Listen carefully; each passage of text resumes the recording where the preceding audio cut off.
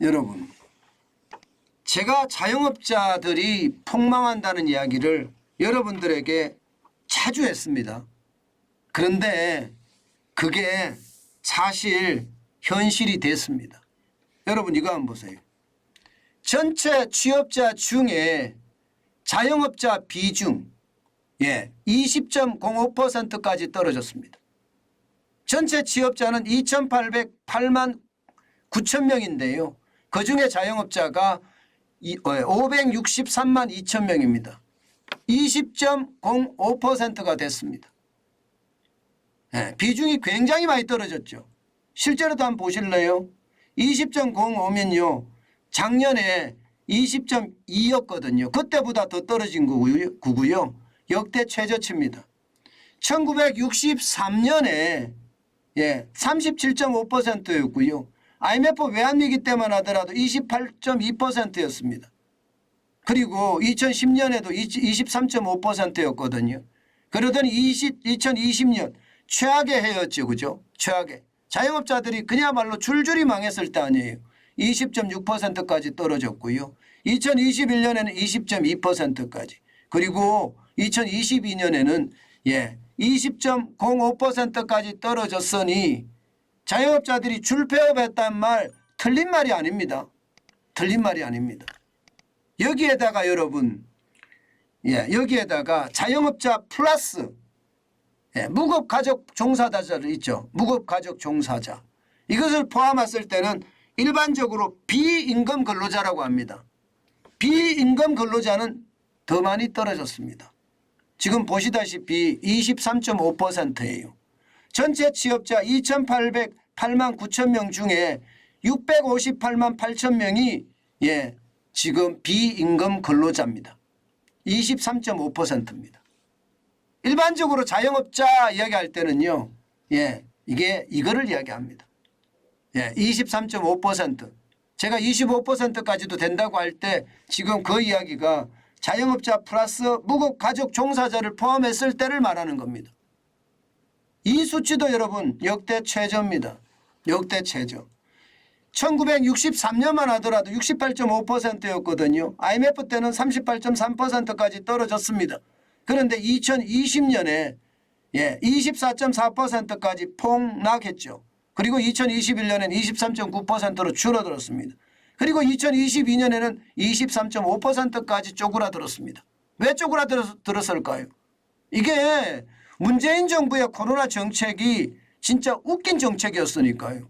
아니 통제 방역을 해서 뭐 영업시간도 제한했지요. 사적 모임도 제한했지요. 이게 뭐 공산당도 아니고 대한민국에서 자유를 박탈해버렸어요.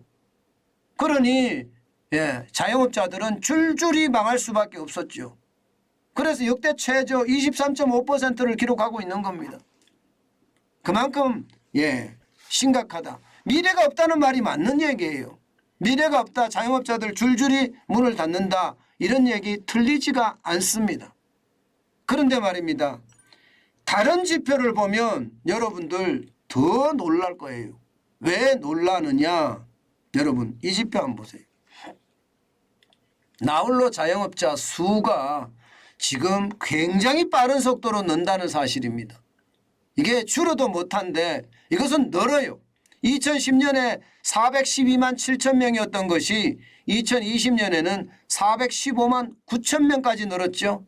그러더니 2021년에는 420만 6천, 2022년에는 426만 7천까지 늘었습니다. 이 말은 무슨 말이냐? 여러분 자영업자들이 부담스럽다는 거예요. 뭐가? 직원이 부담스럽기 때문에 나는 더 이상 직원을 뽑지 않겠다. 내 혼자 일하겠다. 인건비 너무 부담스럽다. 최저임금이 말입니다. 문재인 정부 5년 동안에 거의 45% 가까이 올라갔으니 버텨낼 리가 만무하죠. 그러니 하나같이 말입니다. 직원을 둔 자영업자에서 나홀로 자영업자로 이게 전락하는 거예요. 월급 줄 돈이 없다는 거예요. 월급 때만 되면 겁이 난다는 겁니다. 그만큼 말입니다. 상황이 나빠진다는 거. 문제는 여러분 요즘 경기 안 좋잖아요. 경기가 좋아야 되는데 경기가 안 좋으면 앞으로 상황은 더 나빠질 거예요. 안 그래도 자영업자들은 부채가 많거든요. 예, 부채 갚기가 만만치 않으니까요. 제발 경기야 좋아져라 이렇게 기도하는 사람들도 있을 정도입니다. 그러나 당분간 실물 경제가 그렇게 좋아 보이지는 않습니다. 그러니 상황은 점점 악화된다.